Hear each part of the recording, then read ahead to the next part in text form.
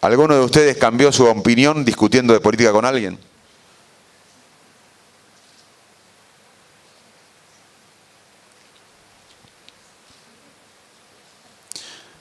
También la neurociencia va a impactar en la filosofía.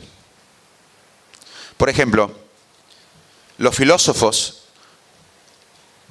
por largo tiempo no podían explicar por qué ciertos dilemas morales tenían diferente respuesta conductual. Por ejemplo, si un tren, imagínense una montaña, un tren subiendo la montaña y que se desprende el último vagón.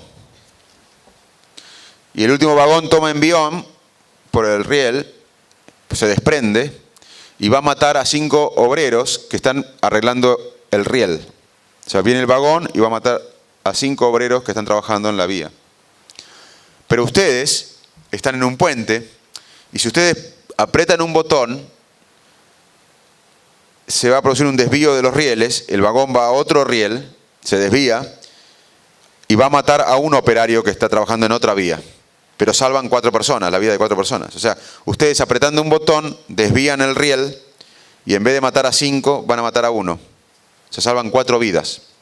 Esto fue estudiado en el mundo y la mayoría de las personas, no todas, pero la mayoría de las personas estarían dispuestas a apretar un botón para salvar 4 vidas.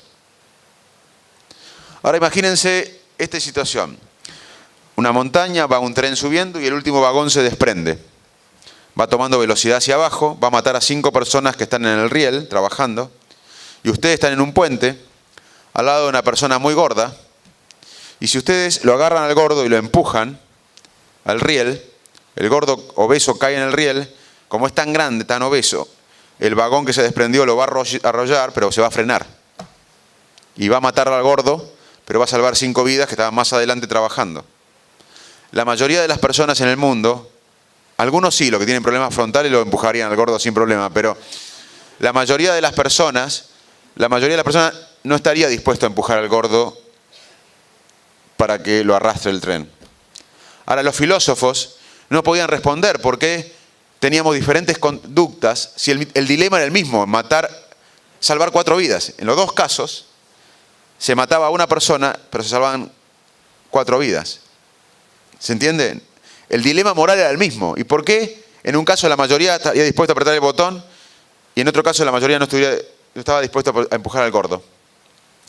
Porque en uno, cuando empujamos al gordo, se activaban las emociones. Que decían, no, para acá algo anda mal.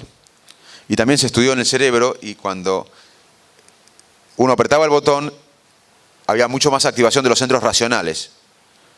4 vidas, moría 1, salvaban 5. Había más activación de los centros racionales del cerebro. Pero cuando la gente empujaba al gordo, había una activación de los circuitos emocionales del cerebro. Esto no podría haber sido dilucidado desde la filosofía, porque era el mismo dilema moral, pero que conducía a 2 respuestas diferentes. Hoy las neurociencias vienen a aportar, no a reemplazar, a aportar datos sobre cómo decidimos, incluso cómo decidimos en las decisiones morales, las cuales también están influidas, las decisiones morales, por las emociones. También la neurociencia va a impactar en la ley. Por ejemplo, en la memoria de los testigos. Hoy sabemos que la memoria de los testigos es inexacta y también hay sugestiones en la memoria de los testigos. Un estudio en Estados Unidos agarró 236 casos de personas que habían sido condenadas y estaban presas por homicidio. 236 personas que habían sido condenadas y estaban presas por homicidio. Luego de un tiempo hubo material genético en la escena del crimen. Y por la evidencia genética se dieron cuenta que ninguna de esas personas había cometido el crimen. Pero estaban todas condenadas y presas. El 80% de estas personas habían sido condenadas por testigos, basado en lo que decían los testigos. Fue ella, fue él. el 80% de estas personas había sido condenada y puesto presa basado en el reporte de testigos. Fue él, fue ella. Hoy sabemos, desde la neurociencia, que uno de los actos más creativos de nuestro cerebro es la manera que recordamos. La memoria, cuando se evoca, se reconstruye. Cuando evocamos una memoria, cuando contamos algo, se hace inestable y se puede reconstruir, agregando datos, emociones, escenas, y luego se vuelve a guardar. Y al otro día no recordamos el evento que vivimos, sino el último recuerdo. Esto lo decía Gabriel García Márquez, el Premio Nobel de Literatura colombiano. La vida no es la que vivimos, sino cómo la recordamos para contarla. La memoria no es una cajita que tenemos en el cerebro donde guardamos los recuerdos. Nada más equivocado que eso. Hay diferentes memorias. Saber que Posadas es una ciudad de Misiones es una memoria semántica, es un qué, o que esto es una camisa. Nadie recuerda cuando aprendió que Posadas era una ciudad o que esto es una camisa. Ahora, si recuerdan dónde almorzaron hoy, es un hecho episódico, hay un dónde y cuándo. Ustedes almorzaron a tal hora y en tal lugar. Eso es otra memoria. Después tenemos otra memoria que es más online. Por ejemplo, tener un número de teléfono en la cabeza, 15547878. Hablamos con la persona y después olvidamos el número. Tuvimos en forma online una información para luego hacer otra tarea cognitiva. Es una memoria online. También hay una memoria procedural que tiene que ver con la experiencia. Una persona con Alzheimer puede usar el tenedor, pero no sabe que es el tenedor. Pero como lo usó tantas veces, puede memorizar el acto de comer y de usar el tenedor. O cuando uno va manejando, no está pensando en la memoria de manejar. Lo hace automáticamente por la experiencia. O sea que hay diferentes tipos de memoria y cada memoria activa muchas áreas del cerebro, pero sobre todo hay una zona que predomina más, un área, un circuito que predomina más en cada memoria. Pero en la memoria episódica hay dónde y cuándo, hay tres etapas fundamentales. Primero la atención, luego la consolidación y luego contar algo, la evocación.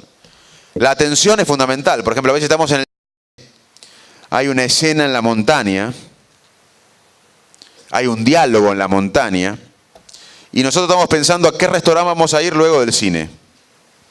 No estamos atendiendo. Cuando salimos del cine, nuestra pareja nos dice, ¿te acordás el diálogo cuando le dijo? ¿Qué diálogo? No es que tenemos Alzheimer, es que no estamos atendiendo. La atención es el primer paso para la memoria. No podemos recordar nada que no la atendimos. La atención es clave. Luego hay una etapa de consolidación y luego una etapa de evocación. Cuando evocamos una memoria, cuando contamos algo, la memoria se hace inestable y se puede reconstruir. Es un momento lábil de la memoria. Es como un documento Word. Hoy viernes hacemos un documento en la computadora Word que lo llamamos Posada. Lo trabajamos, charla Manes Posada. Lo guardamos. Mañana sábado abrimos el documento de charla Manes Posadas y le agregamos cosas que vieron en mis redes sociales, en Facebook o en Twitter, que yo digo del cerebro. Y lo guardamos el sábado. Cuando abrimos el documento Word el domingo, ¿qué vemos? ¿Lo del viernes o lo del sábado? Lo que hicimos el sábado. Así funciona nuestra memoria. Cada vez que contamos algo, lo reconstruimos. Y eso es lo que pasa con los testigos. Los testigos quizás contaron muchas veces una historia y van cambiando, y más cuando hay sugestiones, con datos. Así que como decía García Márquez, la vida no es tanto la que vivimos, sino cómo la recordamos para contarla. Y les voy a contar una anécdota personal, para que vean cómo a ustedes también les pasa esto de la memoria. Por mi gran honor de ser rector de la Universidad Favaloro y presidente de la Fundación INECO para la investigación en neurociencias, soy el director general de muchos laboratorios neurológicos, psiquiátricos y neurocientíficos que tenemos en ambas instituciones. Y cada laboratorio está dirigido por una persona muy importante y de repercusión internacional, que hace Parkinson, esclerosis múltiple, epilepsia, psiquiatría, trastorno bipolar, neuropsicología, etc. Y muy frecuentemente hay visitantes extranjeros que visitan a todos los laboratorios. Y muchas veces me llaman a mí, los directores de mi laboratorio. Imagínense que yo ahora llego a Buenos Aires a las 9 de la noche. Que me llame. Imagínense que yo llego hoy a las 7 de la tarde a Buenos Aires. Que no voy a llevar, pero imagínense que llego a las 7 de la tarde hoy. Me llama un profesional, director de un laboratorio de nuestro equipo. Y me dice, mirá, Facundo, hay una persona de Japón, de Tokio, que dirige el Centro de Neurociencias y Músculo de Tokio. Es muy importante para mi área de músculo de Favaloro, de INECO, que hagamos convenios, que estemos conectados. Y bueno, bárbaro, le digo al director de nuestro laboratorio, que me llama por teléfono, porque yo ya sé por dónde viene la mano. Entonces le digo, dale saludo, le digo, no, pero te llamo porque por ahí podemos ir a comer esta noche a tu casa, así lo conocés. Le digo, no, mirá, estoy cansado, vengo de dar charlas, tengo pacientes, vine de hoy de misiones. No, pero el tipo se va mañana sábado a Japón y sería importante que esta noche lo veamos. Bueno, me convence porque tengo que hacerlo por el proyecto. La llamo a mi mujer del aeropuerto y le digo, mi mujer, les cuento que no sabía muy bien qué hacía yo hasta que escribí el libro del cerebro, ahora sabe que me dedico al cerebro. Y le digo, mirá, Josefina, hay un japonés muy importante que queremos que venga a casa a comer. No, me dice, los chicos no te ven hace una semana, déjate hinchar, que es japonés. No, pero es muy importante porque vamos a hacer una colaboración. Le digo lo mismo que me dijo el jefe de mi laboratorio a mí. Bueno, resulta que de alguna manera acepta y a las 9:30 de la noche, el escenario que estamos en el living de mi casa, el japonés, el jefe local del laboratorio de nuestro equipo, mi mujer y yo. Nadie tiene ganas de estar ahí. La primera es mi mujer, yo tampoco estoy cansado, el japonés menos no sabe ni dónde está. El otro argentino que dirige el laboratorio que trajo al japonés ya está cansado, hace 4 días que está paseando por Buenos Aires. Nadie sabe de qué hablar. Por ahí aparecen mis 2 hijitos, que están entrenados para este tipo de ocasiones. Hablan en inglés, le cuentan a qué colegio van, hacen monerías y ganamos media hora con los chiquitos. El cóctel lo pasamos con los chiquitos. Se van a dormir los chiquitos, otra vez el silencio. Nadie sabe de qué hablar. Por ahí el japonés dice el comentario de la casa o de la familia. Yo digo, che, ¿querés que no te cuente cómo nos conocimos con mi mujer? Y el japonés mira y dice, bueno, por ahí si le digo que no, este loco, por ahí no como, me pegan. Ahora van a saber cómo es la cultura argentina. Entonces dice, sí, me encantaría conocer cómo se conocieron. Entonces, tengo una historia armada de cómo conocimos con mi mujer, que dura 40 minutos más o menos. La tengo aprendida en inglés. Y con esto, más los chiquitos, llegamos al postre de la comida. La última vez vino un finlandés muy importante, que pasó algo parecido. Y cuando nos íbamos a dormir, me recuerdo que era en invierno, hacía frío en Buenos Aires, imagínense que ustedes tenían un drum en nuestro dormitorio. Y veían como una pareja, un matrimonio se iba a dormir a la 1 de la mañana, un día de semana, después de una comida, cansados. Y mi mujer me dice, imagínense, están filmando ustedes en el dron, me dice, imagínense, che, Facundo, ¿qué? Le digo, yo me estaba por dormir. Lo que vos contaste recién de cómo nos conocimos. Ah, sí, ¿qué pasa? No, que no tiene nada que ver con lo que pasó, me dice. O sea que yo ya no recuerdo cómo conocí a mi mujer. Pero fue interesante porque los dos vivimos el hecho de conocernos, lo vivimos los dos. Sin embargo, yo tengo una versión totalmente diferente a la que tiene ella. ¿Por qué pasa esto? Porque el tema yo lo conté 250.000 veces. Esta historia la conté muchas veces, en castellano, en inglés, a cordobeses, a finlandeses, a japoneses, con vino blanco, con vino tinto, con champagne. Que cada vez que la contaba y no se reían le agregaba algo. Y fui armando una historia que yo pienso que fue así y que mi mujer no coincide. Sobre el mismo hecho que vivimos. Así que tenía razón Gabriel García Márquez. La vida no es la que vivimos, sino cómo la recordamos para contarla. Y hay muchísimos experimentos que escapan esta charla, que muestran cómo cada vez que evocamos una memoria, la memoria se hace inestable, y si se agrega información, lo que se guarda, luego se recuerda la próxima vez, y no tanto el hecho que vivimos. Así que la neurociencia va a impactar en la educación, en la economía, en la política, en la filosofía, en la ley, porque todo lo hacemos con el cerebro. Pero quiero comentarles dos cosas que a ustedes les puede particularmente interesar. ¿Cómo tomamos decisiones los seres humanos? ¿Y en qué contexto se genera la creatividad? Y algunas reflexiones sobre la inteligencia y el trabajo en equipo. Desde la ciencia, las perspectivas científicas sobre el equipo y el liderazgo. Primero tenemos que entender nuestro cerebro, como les dije antes, como parte de una evolución de cientos de miles de años. Nuestro cerebro, el cerebro que todos disfrutamos ahora, es producto de una evolución de cientos de miles de años.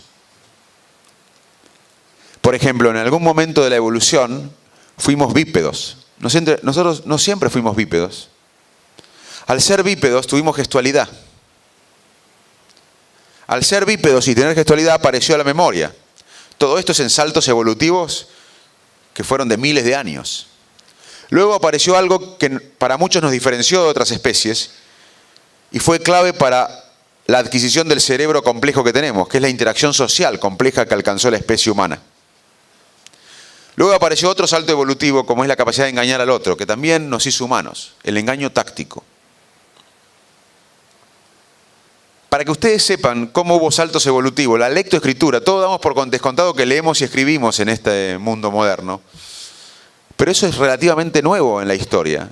5.000 o 7.000 años tiene la lectoescritura, es nada. La mayor parte del tiempo nuestra especie no leyó ni escribió. En estos cientos de miles de años, nuestro cerebro, por suerte, desarrolló un sistema de toma de decisiones que la mayor parte del día es automático, no llega a la conciencia, está influido por las emociones actuales, por experiencias previas, por emociones previas, por memorias previas y cambia según el contexto. Va de nuevo. En estos cientos de miles de años, por suerte, el cerebro desarrolló un sistema de toma de decisiones que usamos la mayor parte del día, que es automático, no llega a la conciencia, está basado en emociones previas, en memorias previas, en experiencias previas, influido por la emoción actual, en un contexto en permanente cambio. Esa es la manera que tomamos decisiones la mayor parte del tiempo, en piloto automático. A veces somos racionales, a veces. Pero no podemos ser racionales todo el día por dos motivos. Porque no tenemos el porcentaje de riesgo y beneficio de cada decisión que necesitamos para tomar decisiones lógicas, deliberadas, racionales. ¿Cuál es el porcentaje de riesgo y de beneficio de casarse con alguien? Díganme. ¿Cuál es el porcentaje de riesgo y beneficio de comprarse una casa con un jardín lejos del trabajo, pero tener 1 hora y media de tránsito por día? ¿O vivir cerca del trabajo pero no tener jardín? ¿Cuál es el riesgo, el porcentaje de riesgo y beneficio de cada decisión? Primer problema para tomar decisiones racionales es que no tenemos los porcentajes de los riesgos y beneficios de las decisiones para analizarlas lógicamente. Entonces, por suerte usamos el sistema automático, basado en emociones previas, en experiencias previas. Si yo le hago acordar a alguien que los engañó económicamente, que les vendió un auto que se fundió al mes o que les debe plata, no le va a gustar la charla de Manes, por más que le diga cosas geniales hoy. Y si yo le hago acordar a algún médico que en la guardia los ayudó, que le prestó plata o a alguien, le va a gustar mi charla aunque diga pavadas. O sea, las emociones y experiencias previas también influyen en la decisión que tomamos. El otro punto que no tenemos para tomar decisiones racionales es recursos cognitivos. Nosotros no tenemos recursos cognitivos ilimitados. Nuestros recursos cognitivos son limitados. Y cuando una decisión es racional, lógica, deliberativa, utiliza recursos cognitivos. Entonces no podríamos vivir todo el día tomando decisiones racionales. Ahora estoy hablando, fluyen las palabras y no estoy decidiendo qué palabra elegir. Ustedes están mirándome a mí, mirando ahí, pensando qué digo, o pensando qué van a comer esta noche, o pensando en su familia, o pensando en sus amigos. No podemos decidir racionalmente, permanentemente. A veces decidimos lógicamente. Así que somos mucho más automáticos de lo que pensamos. Solamente a veces tomamos decisiones lógicas, deliberadas y racionales. Lo que sí hacemos muchas veces es justificar las emociones guiadas por nuestra emoción en forma racional. Cuando elegimos un colaborador, por ejemplo, elegimos uno por si nos cae bien, si nos parece que nos recuerda a alguien que nos hace bien, pero luego lo justificamos. No, hizo un buen curso en Excel, buenísimo. O sea, lo que hacemos racionalmente es justificar la elección a posteriori muchas veces. También además de que la mayor parte del tiempo pensamos, sentimos y decidimos en forma automática y a veces en forma racional, también la gente que nos rodea influye en la manera que sentimos, pensamos y decidimos. Nuestra pareja, nuestra familia, nuestros vecinos, nuestros compañeros de trabajo, nuestros compañeros de club, inciden en la manera que pensamos, sentimos y decidimos. Y también la sociedad en que vivimos, la historia de la sociedad, la cultura en que vivimos, genera esquemas mentales que inciden en la manera que sentimos, pensamos y decidimos. Les cuento otra historia personal. Yo me crié en un pueblo de la provincia de Buenos Aires, Salto, y a los 13, 14 años, que era el retorno de la democracia a la Argentina, yo admiraba a mucha gente más grande que yo, que era artista y que volvía, muchos de ellos exiliados de Europa o de México. Todos estamos enamorados de Alfonsín, de la democracia.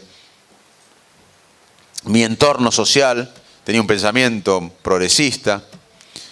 Y yo nunca había ido a Buenos Aires, no había salido de Salto, había ido muy pocas veces a Buenos Aires.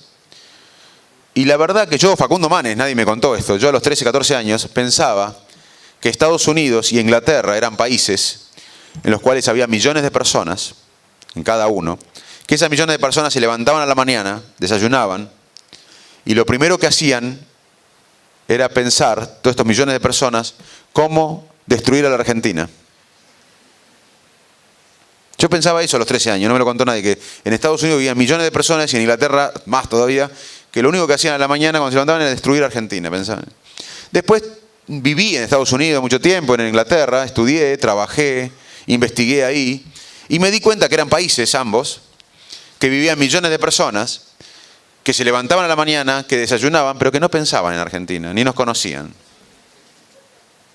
Ahora que ya llevo más de una década en este país, en mi país, les confieso que vuelvo a pensar, ocasionalmente, que en Estados Unidos y en Inglaterra hay millones de personas que lo primero que hacen a la mañana es pensar cómo destruirnos.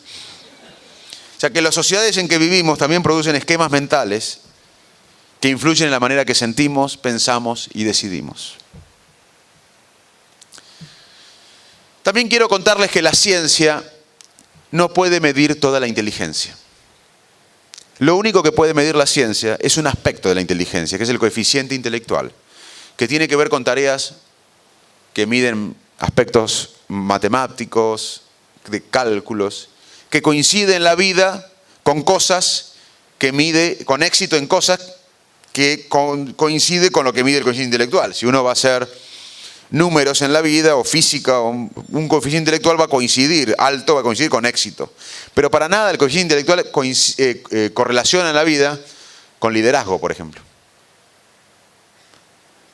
Con creatividad tampoco. Con muchas cosas, con manejo del grupo. O sea que la ciencia puede medir un aspecto de la inteligencia, que es el coeficiente intelectual. Pero para nada el coeficiente intelectual representa la compleja inteligencia humana. ¿Cómo medir el humor, la ironía? No tenemos herramientas para medir la inteligencia emocional, la inteligencia social. La inteligencia social produce liderazgo. En nuestro laboratorio hay muchísima gente más inteligente que yo, quizás, estudiando las conexiones neuronales ahora. Pero si a alguien le dicen, che, tenés que viajar a Posadas, a hablar de algunos temas de cerebro, dice, tan loco, yo no te quiero hacer esto. Y quizás por eso también lidero yo el grupo, porque yo valoro la importancia que la sociedad sepa lo que hacemos, de generar nuevos amigos, nuevos contactos, de ayudar a que todos cobren el sueldo ahí, de ayudar a tener fondos nuevos, de ayudar a proyectar el futuro. Y eso no se mide por el coeficiente intelectual.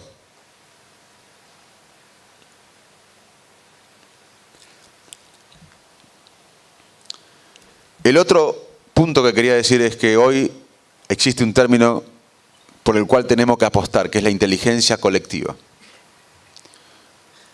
Hoy sabemos que el conocimiento se genera en grupo, como dijimos. La inteligencia colectiva es mucho más que las sumas de las inteligencias individuales. La inteligencia individual se expande en equipo. Mi inteligencia se expande trabajando en equipo. Si acá hay 5 personas y los 5 logran tener una dinámica de grupo buena y cada uno tiene 110 de coeficiente intelectual, la suma sería 550 de coeficiente intelectual. Pero si ese grupo logra trabajar bien, la inteligencia del grupo es mucho más que la suma de las partes. Hoy sabemos algunas características de qué podría predecir el éxito del grupo. Primero, que haya altos índices de empatía en los integrantes del grupo. Empatía es la habilidad mental para inferir qué siente el otro e incluso para sentir qué siente el otro. Cuando los miembros de un equipo tienen altos score en empatía, más posibilidades de éxito del equipo. También es importante en el equipo que no haya una voz dominante, que haya varias voces dominantes. Tiene que haber un director de orquesta. El líder es importante, pero el líder actual, el líder moderno, es el que interpreta al grupo. No es alguien verticalista, iluminado, que dice algo autoritario. Es el que mejor representa el pensamiento grupal, el que deja que haya varias voces dominantes y que representa el espíritu del grupo. Ese es el mejor líder actual. Y el líder que hace un refuerzo positivo. Hay diferentes experimentos donde hay líderes que miran el trabajo del otro y cuando lo termina se lo rompen delante del otro. Otros que miran el trabajo del otro y cuando termina no le dicen nada, neutro. Y otro que le dan un refuerzo positivo.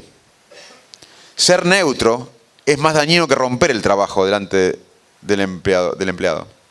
Porque por lo menos cuando uno rompe y muestra compromiso, lo ideal es darle un refuerzo positivo, pero lo que quiero decir es que ser neutro, ignorar el trabajo del otro, es más destructivo que aunque sea romper el trabajo del otro. También es malo romperlo, pero es mejor que ignorar. Así que el líder moderno tiene que interpretar el espíritu del grupo, tiene que permitir muchas voces en el grupo, tiene que representar al grupo, inferir qué piensa el grupo y también tener refuerzo positivo. Pero que haya voces dominantes es importante en el grupo. También hay datos que muestran que la presencia de mujeres en los equipos predice el éxito de los equipos.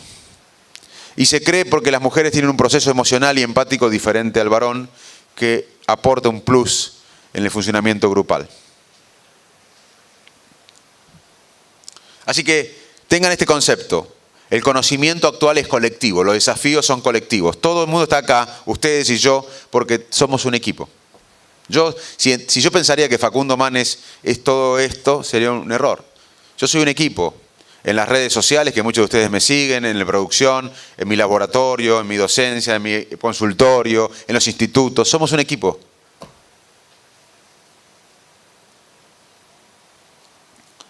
Y lo último que quiero contarles, antes de aceptar encantado algunas preguntas, es en qué contexto suele generarse la creatividad. Todavía no sabemos bien cómo el cerebro da lugar a las ideas creativas. Lo que sí sabemos bien es en qué contexto se genera la creatividad. Nadie de ustedes va a ir caminando por este lindo parque que tenemos acá y va a resolver algún problema de la humanidad para el cual no se preparó ni pensó obsesivamente. O sea, no es que va a caer un rayo en su cerebro y decir, me toca a mí, soy el nuevo Einstein. No va a pasar. En términos de creatividad, la inspiración es para amateurs. Hay pasos para favorecer el origen de la creatividad. Lo primero es preparación. Prepararse mucho tiempo en varios temas, adquirir conocimiento. Yo no voy a ir caminando por ese parque y resolver un problema de las empresas de ustedes o de lo que saben ustedes, porque no tengo la preparación. Luego viene un periodo de incubación, donde uno tiene que pensar obsesivamente un tema, una pregunta. Las ideas obsesivas o el pensamiento obsesivo refrescan las ideas. No ser obsesivo, pensamientos obsesivos en un tema. Por ejemplo, Paul McCartney de los Beatles, primero era músico, sabía música. Luego pensó obsesivamente una melodía y luego se relajó, se durmió y apareció la idea. Yesterday. La soñó. Pero antes era músico. Yo no hubiese nunca soñado Yesterday porque no sé nada de música.